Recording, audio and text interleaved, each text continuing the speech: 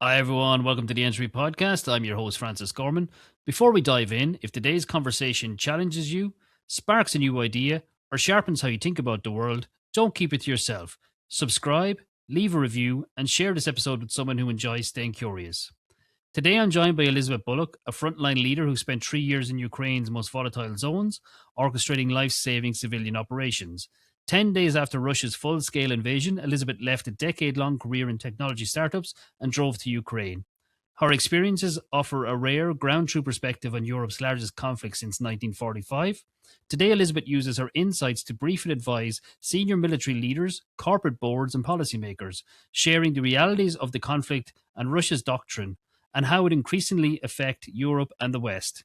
For senior teams, she also translates her frontline lessons into actionable frameworks for leadership, resilience, and operational agility. Elizabeth, it's lovely to have you here with me today. Thank you so much for having me, Francis. It's a pleasure to be here. It's lovely to have you here, Elizabeth. And I kind of wanted to start the conversation by acknowledging that this is obviously a very sensitive subject matter. So we'll be mindful of that as we go through it. But it's also a topic that we need to bring to the fore and discuss more as a society in Europe and the West. I kind of want to ask you, just before we get into ground the listeners, you worked in the technology sector and then you made a decision to move into a conflict zone as the Ukraine war started. What drove you to make those decisions? Was there an underlying, I suppose, reason, or did you just feel obliged to do something about what was happening in the Ukraine? Well, I should say first off that although I did, of course, make the decision to go, I never expected I would be there for 3 years. And for me, when the invasion started, and like so many of us, I opened my phone that morning and looked at the news and saw those images of tanks rolling across the border. For me, it looked just like World War II. And I had an overriding feeling of this cannot and must not be happening again. So it felt important to do something, however small. I'm just one person. And it was very practical based. I can drive and I have a car. So I can drive women and children out across the border. It's easy, I think, to think about these things in macro. And whilst I did not underestimate what I was doing, I think it's easy for us to think, oh, well, I could never possibly do that. And of course, I'm a civilian. I've never done anything like this before. I had lived a normal life, a desk jockey job, like so many people, gone through COVID lockdown, got a dog. I had a very normal existence. I was in no way trained or equipped to handle that situation. But I had done a lot of traveling. It was something I had always valued. So I was used to getting myself around. I was comfortable getting myself around and driving in tricky areas. So that was, I suppose, what made me feel able to believe that it was something that I could do. It also felt like something I should do. Just do something. And on that, Elizabeth, I suppose when I look at that from the outside in, you didn't have any military training or background. You know, you were grounded in a technology background. Was there any skills from that life that transitioned well when you went to a war zone?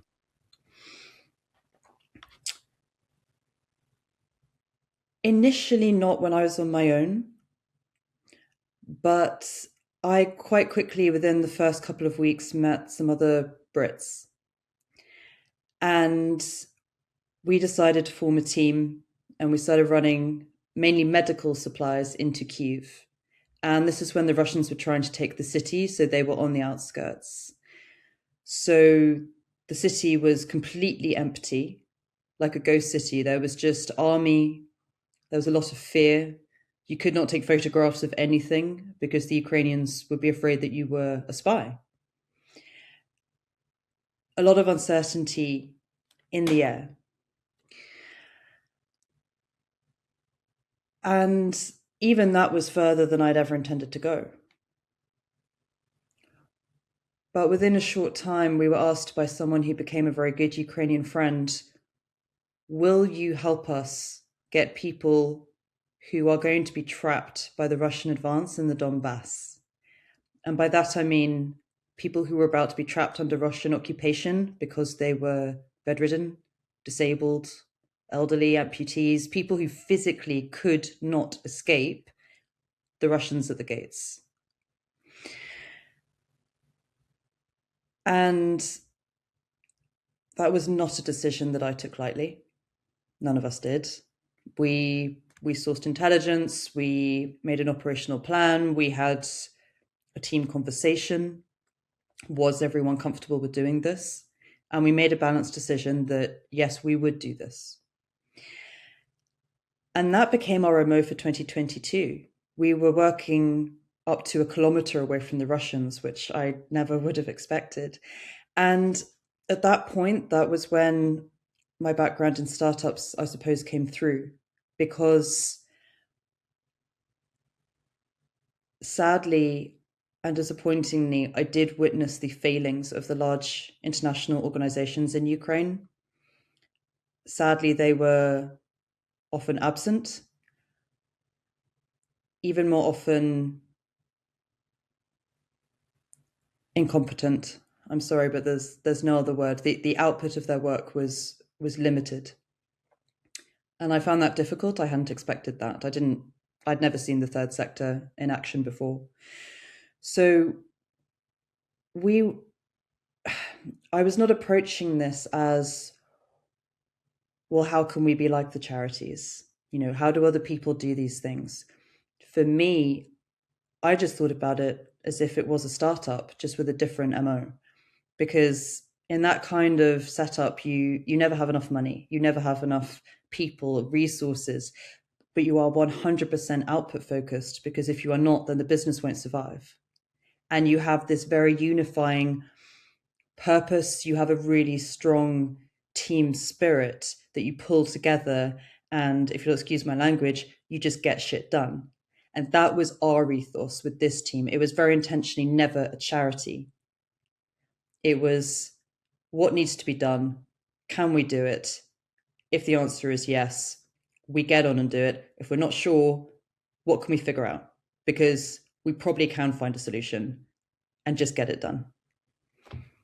Makes a lot of sense. And when you apply that kind of startup methodology and approach, I can see how that can bed in and be really beneficial in those circumstances.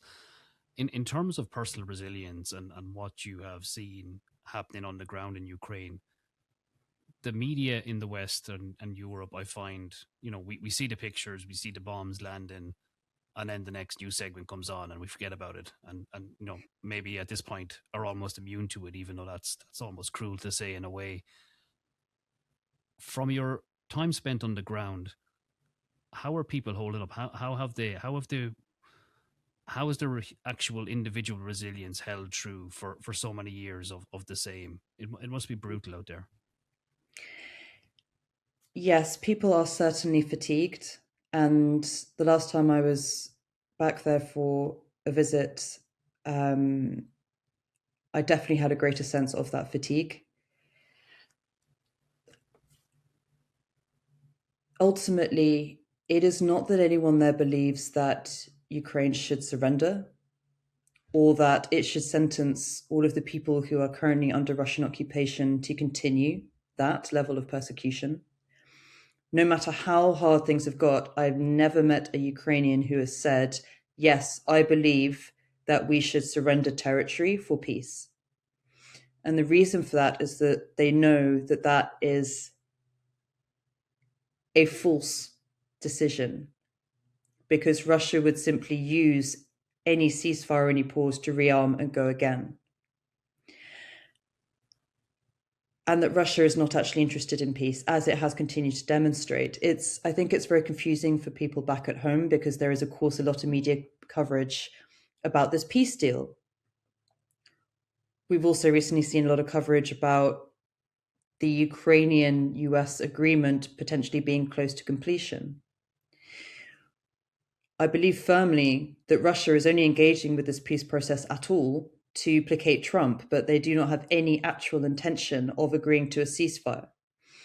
And that is because There is no way that Putin can sell anything as a victory back home that does not include a complete occupation of the Donbass.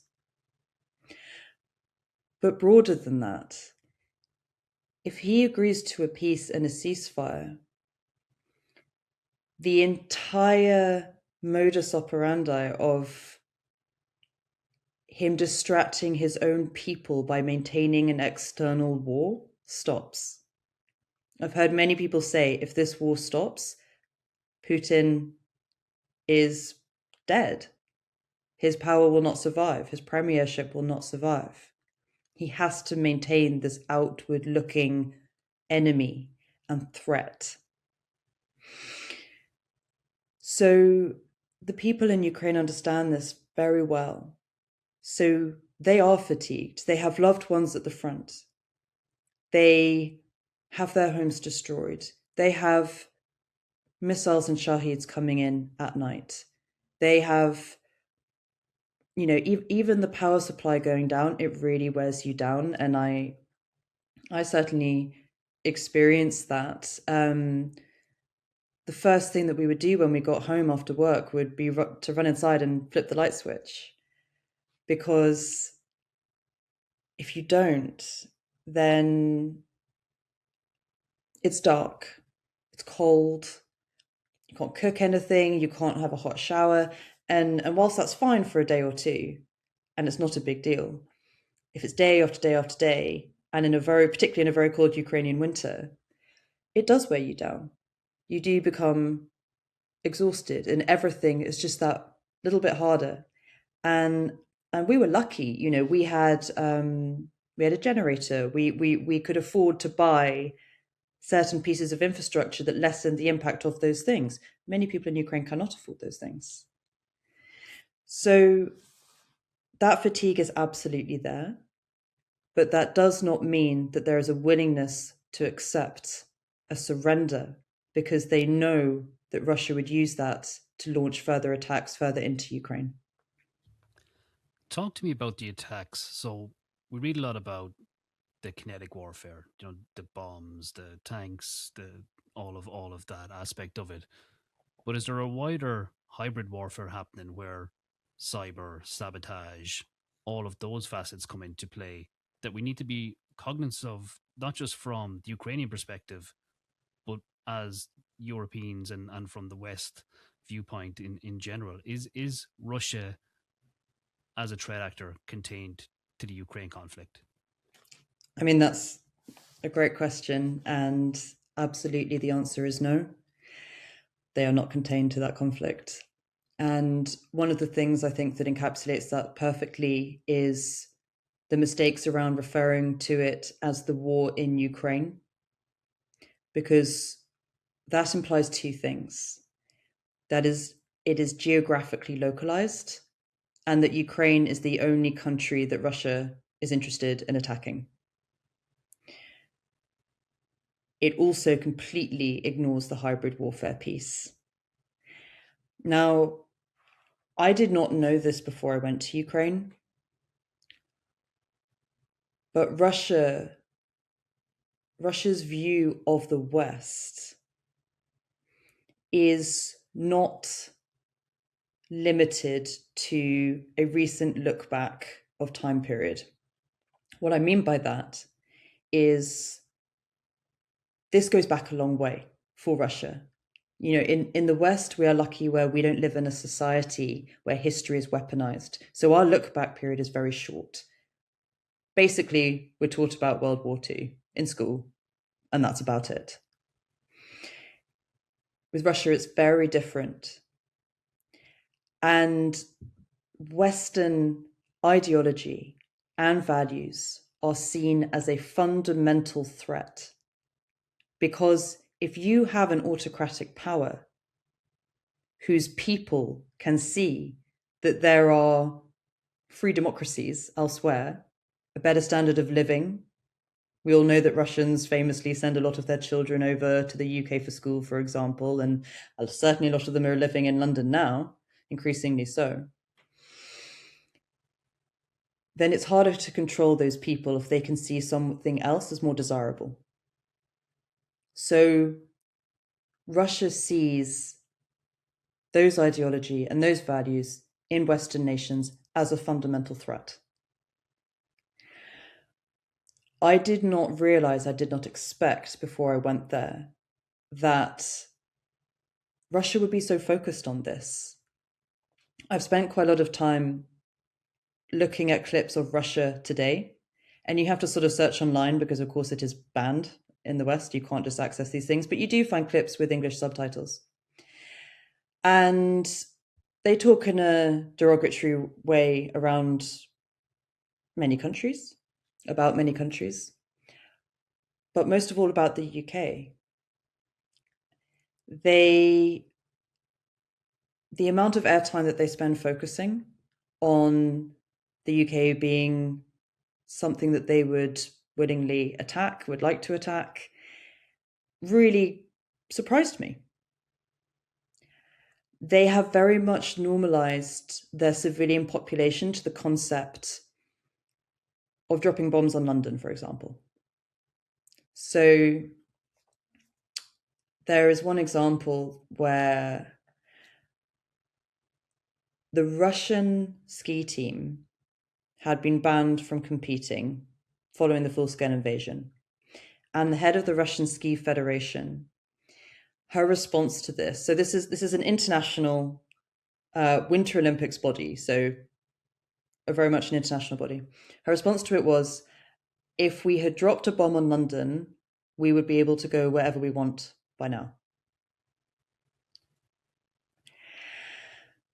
So getting our heads around how normalized the Russian population is to attacking the West in general is something that is quite difficult for us to comprehend because we do not have narratives like that in our society. So it's hard for us to imagine that another society would.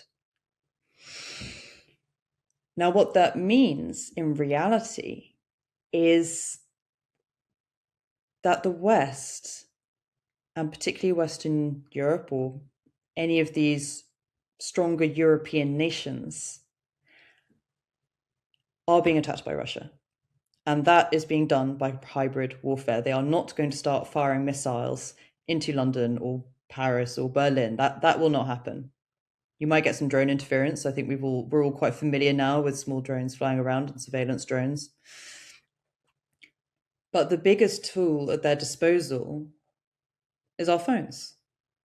Every single one of us has a phone in our pocket. Every single one of us, well, perhaps not every single one of us, but a very high proportion of us have social media. And it's very easy for all of us to believe that we would never be influenced. That, I know what I'm looking at and I know what that means. And yes, from my background in technology, I have some of the background knowledge of how online profiling works, online targeting. And so I think it made it easier for me to believe that this was happening. Now, we are all familiar with the idea that Russia has interfered in the US elections, for example, or the Brexit referendum, or multiple elections internationally. But it's quite abstract. And all of us assume, well, that's not me, that must be someone else. What Russia wants most of all is to divide and fracture our societies.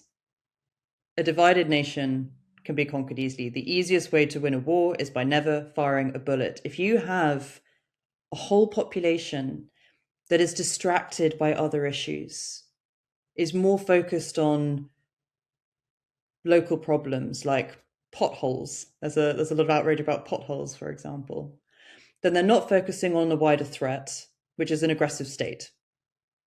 They're just not thinking about it. And to a degree, it is, of course, understandable. Everybody has lives to lead. Everybody has money to earn. Everybody has families to look after. Everybody has their own lives. So thinking about these more immediate problems is natural and understandable.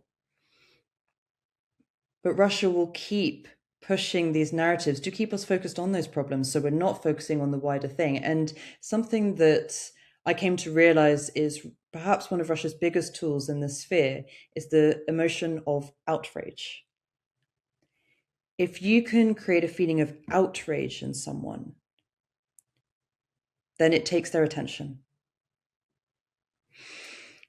And one of the things I've started doing myself to try and check myself, I'm sure I'm susceptible to all of these things as the next person, is when I read something, am I feeling a sense of outrage? And if so, where has that come from? And who might have made this post? And even things around the topic of Trump, there is huge outrage, there is huge horror about certain things, and rightly so. I sent a image of something to do with something that a supporter of Trump had said to a friend the other day. It was something on LinkedIn, and then I looked in the comments and someone said, oh, this is misinformation. So I Googled it myself and I looked into it, and sure enough, it wasn't true. So I'm susceptible to these things. And the reason that I sent that to a friend was because I felt a sense of outrage. Oh my God, look at this. This is really shocking. Isn't this awful? So the best way that we can protect ourselves is to pause. Take a breath. What am I looking at? Is this verified? Who has this come from? Because Russia has form for using outrage. And the reason that it's so hard to identify these things is because Russia isn't pushing something that is obvious to point a finger at that it comes from Russia. Any issue that is divisive or has any emotion attached to it is useful for them because it will be divisive. We know it has been shown now that Russia, for example, set up protesting in favor of Black Lives Matter. That's been well documented now. Now, Russia, as we all know, we do not think they are advocating for Black rights. But it is a tool that they will use to divide, to fracture, to create any kind of protests, resentment against governments, fracturing. And I think we've all become a bit more familiar with some of the more traditional hybrid tactics. I think we're more aware of cyber attacks now, drone incursions, sabotage. But the disinformation piece is by far the most prevalent and the most dangerous. I also think it could make you very uneasy. I recall when Russia simulated dropping a nuclear bomb in the middle of London, and I recall it because I was sitting in a hotel room just outside Canning Town at the time at a conference in London, and I looked at it on my phone. Sky News, I think, covered it at the time. I looked at it, and I went, "Okay, I know what this is, but it's still not making me feel super comfortable that I'm sitting right in the middle of that big red blast zone circle that's there, you know." So it was a psychological aspect to it as well as just a disinformation piece. Now I forgot about it half an hour later, went out and went to the conference and all that good stuff. But it did make me pause and think a little bit about what was going on, and I think that's important to recognize that these things are designed to invoke a certain emotion or a certain response or to create fear or to create uncertainty. And a lot of people then turn inwards and they go, I blame the government. It becomes the government that are at fault. Now, I understand governments are not exactly at their best across Europe and the West at the moment. We could do a little bit better in that space.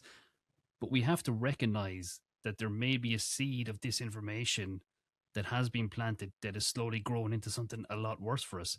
In Ireland, we saw Dublin riots. We've never had that sort of thing happen. It was Fear City West, the same thing, stirred up overnight. We had all sorts of things that have been driven by social media. And if you step back, there's actors there that could potentially be linked back to government entities that are not, I suppose, do not have our interest at heart.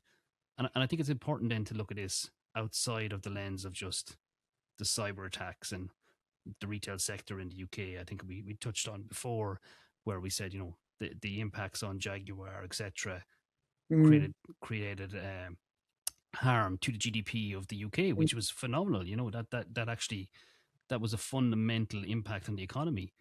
But outside of that, Are you worried about the undersea cables, the landing stations, things that could absolutely cripple the economy if they were taken out?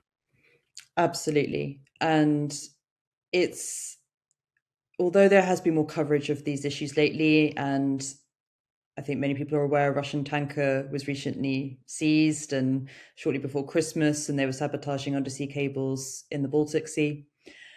It's can be still feel a little bit removed and a little bit macro. And if these cables are seriously damaged, society breaks down very quickly. Without data, we don't have, like, none of our financial system will work. So no one can get paid. No one can take any money out. You can't buy food. We live in the West in an often cashless society now. How many of us carry cash around anymore? I maybe sometimes have a tenner in my wallet, but quite often not even that.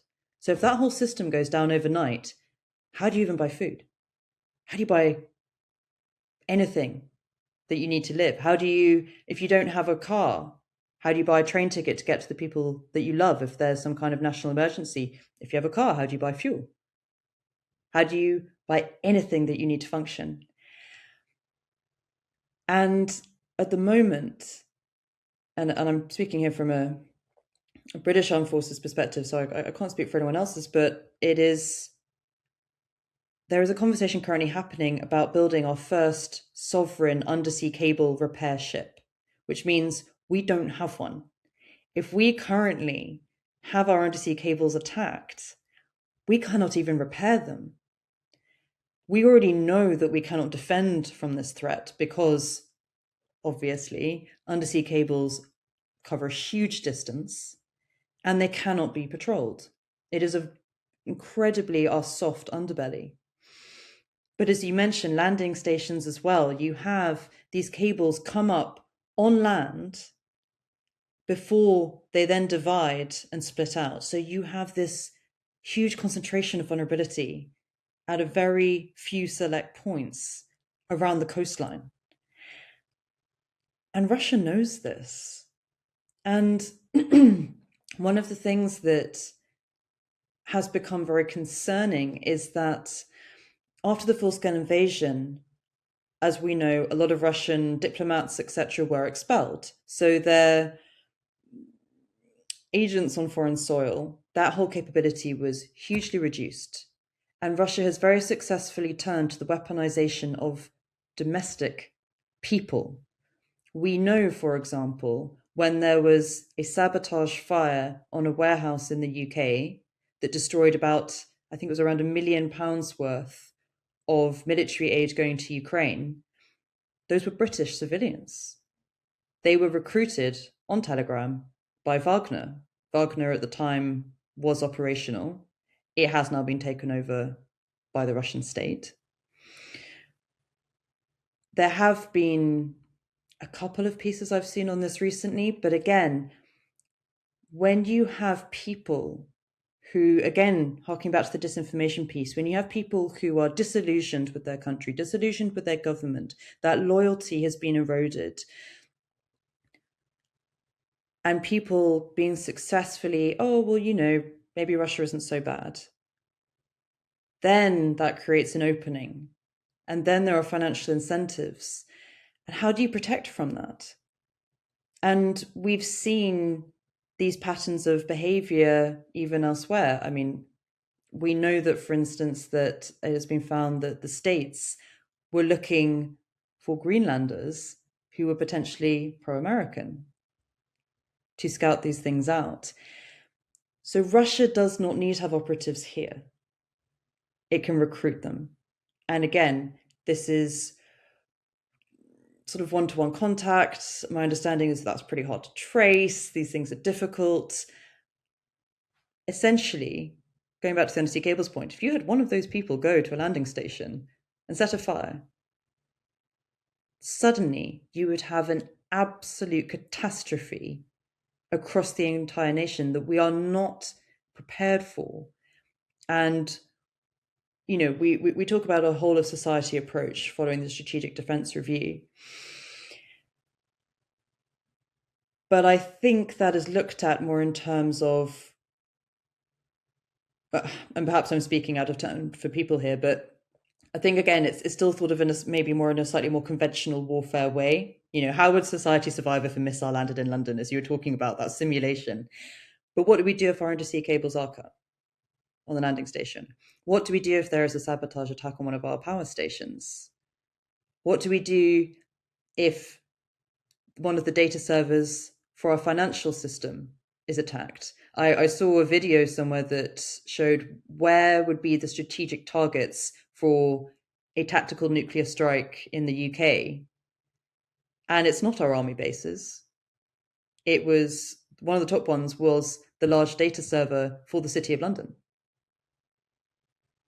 And that adds up to me.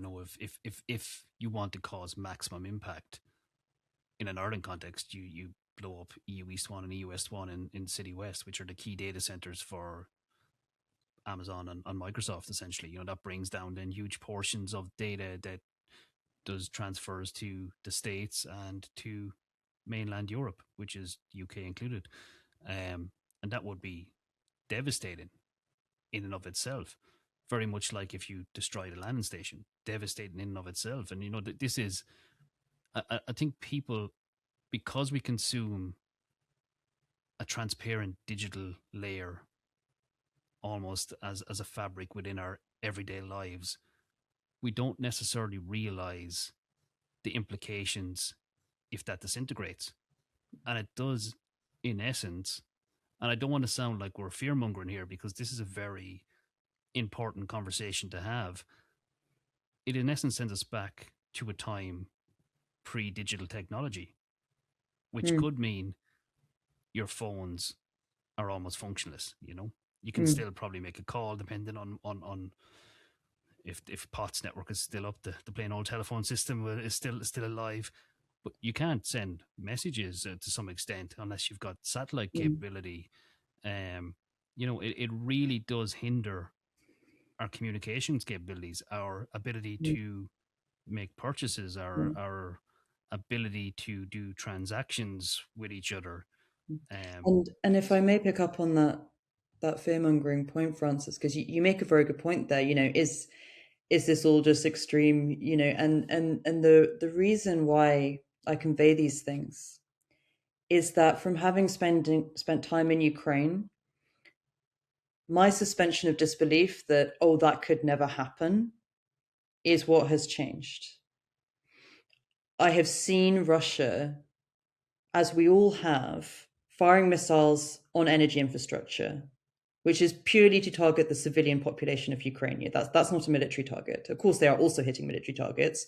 But as we know, Russia has really put a focus on hitting cities and power infrastructure. And that is to try and break the morale of the civilian people. Now, if Russia is prepared to do that to Ukrainian people who they have historically described as their brothers, having a shared history, all of these things, what do we think they'd be willing to do to Western countries who they see as their strategic and fundamental enemies?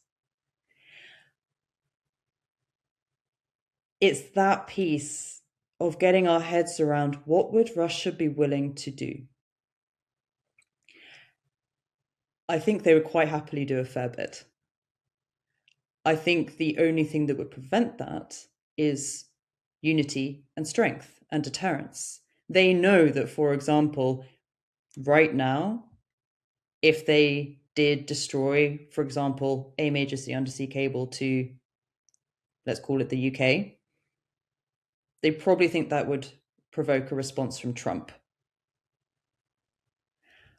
But if they thought they could get away with that without there being repercussions, or certainly not serious repercussions, why would they not? When they see everything that we stand for and everything that we could do as a barrier to what they want to achieve, which is ultimately expansion. It's that topic of disbelief and that being changed. That's the only difference between me as someone who's spent time on the receiving end of Russia's war and any other Western person, because I've seen what Russia is willing to do. If they are willing to, I've lived in places where you've had houses burned down by phosphorus, which is a war crime. I have seen a Russian chemical grenade. I have seen in liberated territory what is left behind, where the Russians have turned any police station into a torture and interrogation center, where there are people who've had their children taken out into the fields and beaten up. And I'm not saying this to shock. I'm saying this because we have all heard these stories, but because I have seen them and because I understand what Russia is willing to do to achieve its ends, we should not have the complacency to think that in the West, we would not be treated the same way, and in all likelihood, potentially worse. What keeps you awake at night based on your experiences in Ukraine when you look back at the rest of Europe and the West as we are today?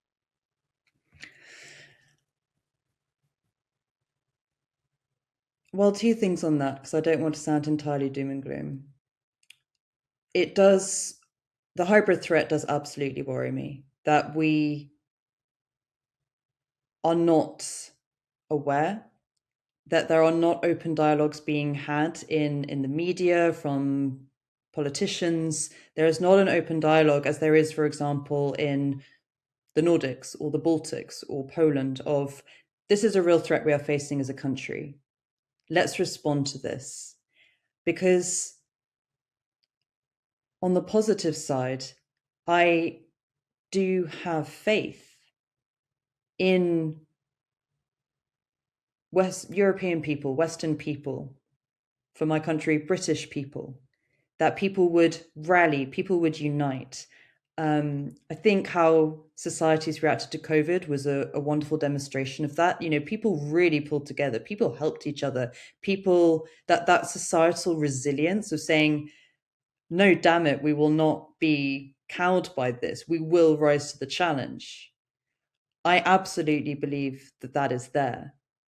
And I saw that amongst foreign people in Ukraine. I saw that amongst, British people, Swedish people, Irish people, people from any country who were there. It was them saying, I will not be cowed by this. And I think it is possible that at some point, Russia will overstep. They will do something that will suddenly click into the public consciousness of saying, no, that's too far. And now we get it. We get what Russia is trying to do because they can see it. But I have no doubt that if that happens, which I think it probably will, that at that point, Europe will unify and rally, because I saw the best of that in Ukraine. I saw foreigners who did that, and that unity and that strength of spirit. And it might sound a little trite to say these things, but it's very easy for us to take those values and that resilience that we have as nations for granted, because yes, we've always had it. And it's easy for us to underestimate the value of our freedom. Ultimately, is what it comes down to. Our freedom, the fact that we can vote in free elections, the fact that we can have free press, the fact that we have freedom of expression. For us, it's almost boring. Oh, yeah, okay. Yes, I can go outside and hold a placard that says whatever I want outside a government building. But as we've seen, even that's becoming increasingly more rare in the world at the moment, sad to say. And although there are, of course, problems that every single one of us has domestically, and Russia is doing its utter best to try and stoke that feeling of outrage and of discontent. And of course, the economy in many countries is struggling at the moment. People are struggling to provide that life for for their families, to buy homes, all of these things. Those are real problems. But Russia is trying to use it to divide us and for us not to unite. And if we can manage to see past those issues and say, we do have something valuable here, we do have something here that is worth protecting, then I've no doubt that as societies, as Europe, as a continent, and with some of our key Western partners, that we can do that. I think an example of that kind of whipping up the distraction is probably the immigration aspect we see across Europe at the moment, where it's a really nice tool to distract and find something to blame your problems on. People always look for someone to pin a problem on, and I think that's probably one of the aspects that is out there. There's a second piece, Elizabeth, that I just want to touch on before we finish up, and it kind of goes back to the human resilience aspects. And when I look at the West and I look at our kind of, we're digitally dependent, we're probably not as familiar as neighbors as we would have been even 10 or 15 years ago. And then I look at Ukraine, and I think when we were talking before, you said to me that, it may be kind of hardwired into the Ukrainians from the Stalin era, and historically their pragmatism, their self resilience, their ability to curate their own food and breads, and those kind of basic skills that maybe dissipating a bit to some extent in the West and in Europe. Can you just talk to me a little bit about that aspect, please? Absolutely. It's a very key point around the reason why Ukraine has such societal resilience.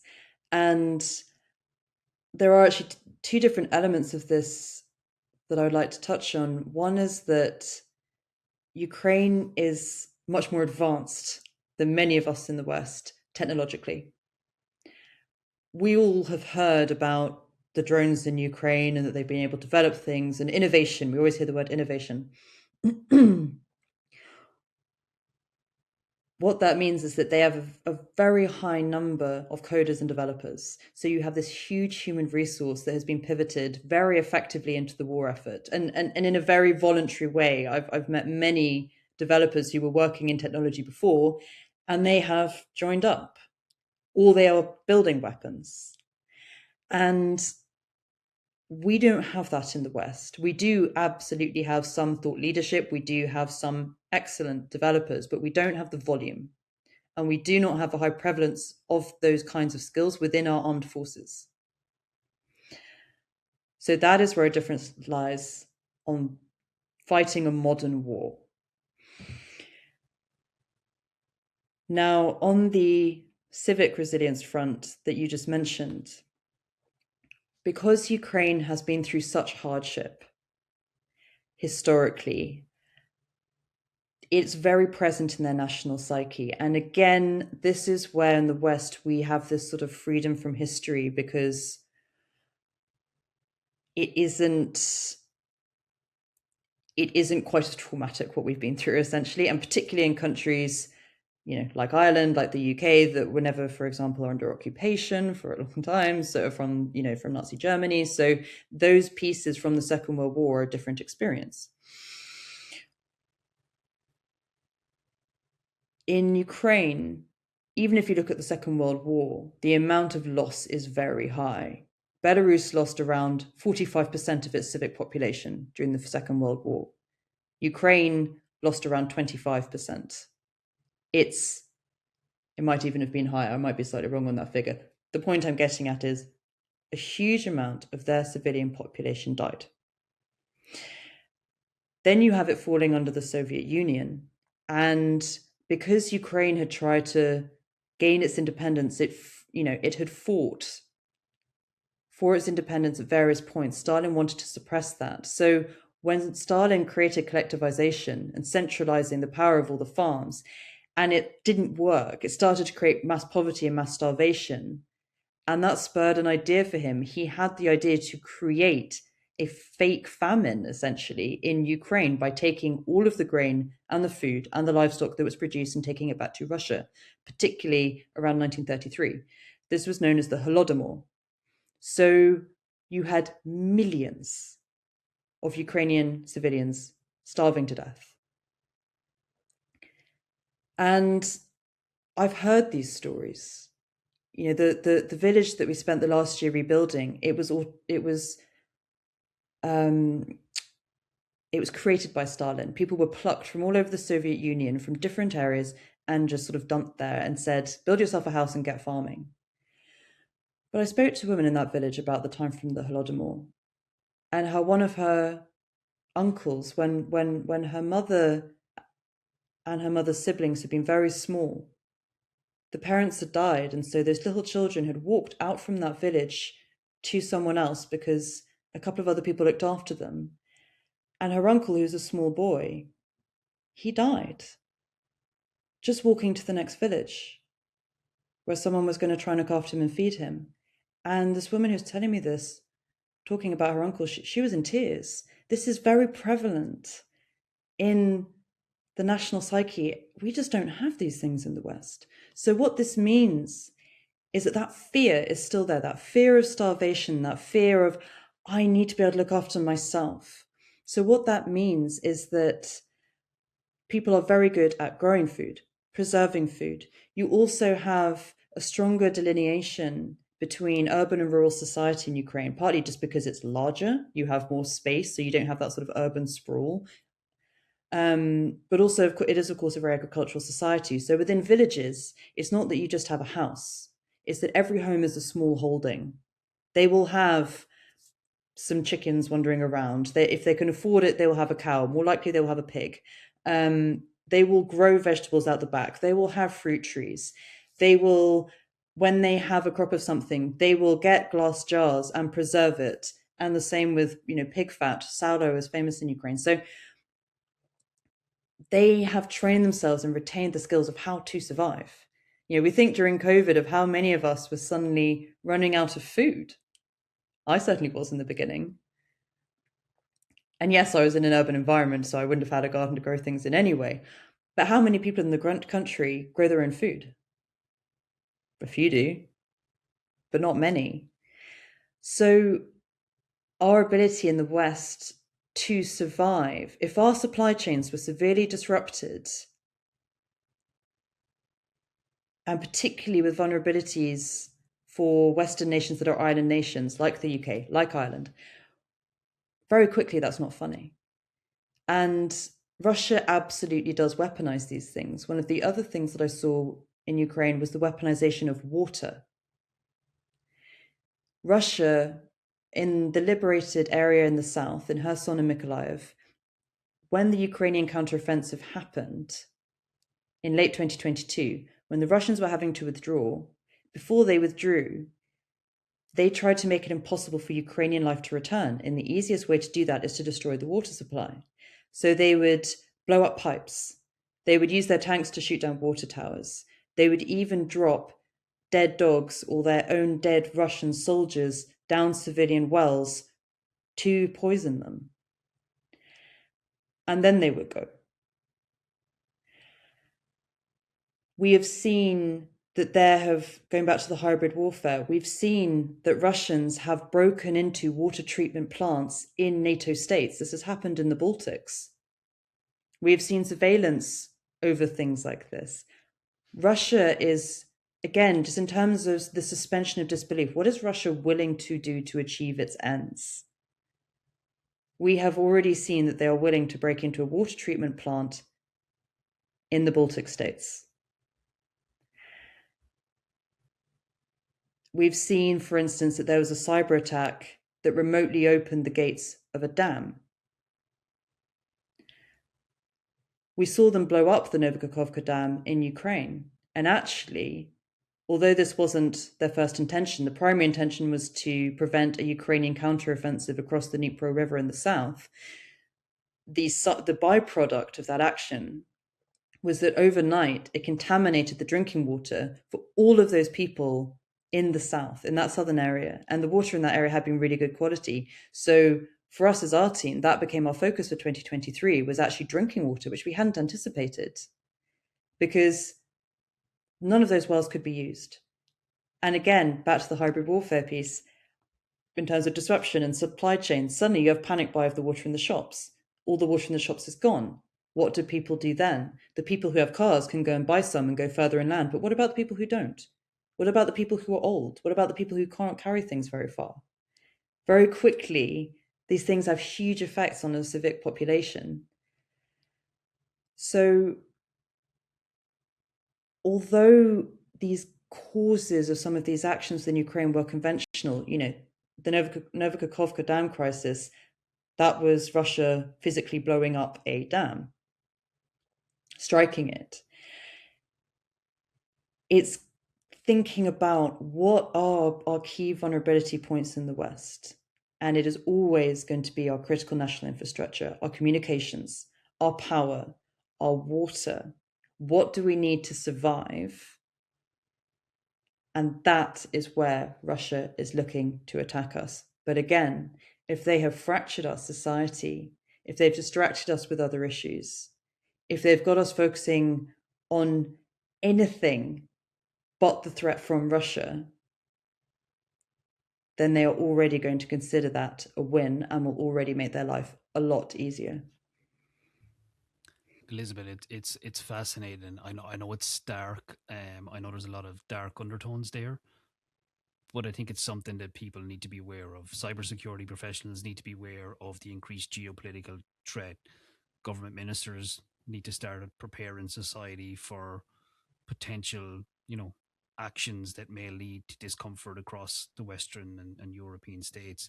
And I even saw the BBC had an article today that I think UK military reservists are being extended by an extra decade, and if that's not kind of a signal that, the UK government is worried about potential kinetic warfare, not never mind the hybrid aspects, it's something for us just to be more conscious of.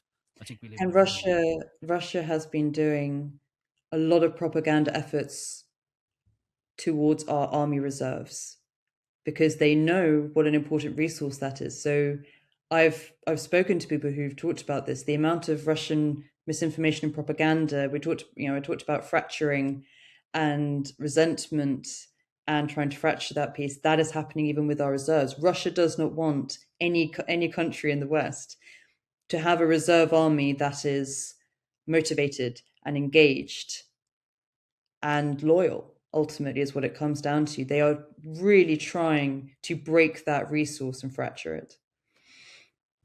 Before we finish up, Elizabeth, if you had a message to give to everyone who's listening today to help them not even prepare, but to understand fundamentally things that they may need to change or to consider more in their day to day lives with this in the back of their minds, what would that message be? I would say purely to take a step back and realize that these things that we take for granted are more fragile than we realize. Although, yes, there are many issues in the West, there are issues with economy, there are things that have really irritated people, problems. If we let ourselves get distracted by them, we will lose the things that are the most important. And we will have to make sacrifices to defend these fundamental things. We will, in a real sense, need to pay tax that goes to defend our nations. But in the most immediate day-to-day sense, something that I've tried to train myself to do, and maybe is worth people just thinking, is what I talked about earlier with that feeling of outrage. Anytime something makes me feel outraged, I just take a breath and think, does me feeling outraged about this keep cohesion for this country, or does it benefit Russia? And I may still feel some outrage about that particular thing. It might not make it okay, but is it going to mean that I can see it in a way that is maybe a little bit more balanced, a little bit calmer, and ultimately trying to keep our vision focused on the important fundamentals, which is that we are free and that Europe as a continent is increasingly coming under attack. And not only from Russia, we saw this with the US national security strategy. I would encourage people to read that document because it shows so clearly what our values are that are seen as a threat to any authoritarian nation. And I would encourage people to read that document and read it with a sense of pride of what we have, of what is worth preserving, and therefore what is worth being our priority. Elizabeth, look, that was really inspirational. I think your message is clear. We all need to take a moment, consider if we're being manipulated or if this outrage is justified. We need to understand the fragility of the technology that surrounds us, and we need to be kind. And I know you're going back to the Ukraine, so stay safe. You know, I would really encourage the listeners to engage with this conversation with an open mind. And thank you very much for coming on today. Thank you so much for having me, Francis. It's a pleasure. Thank you.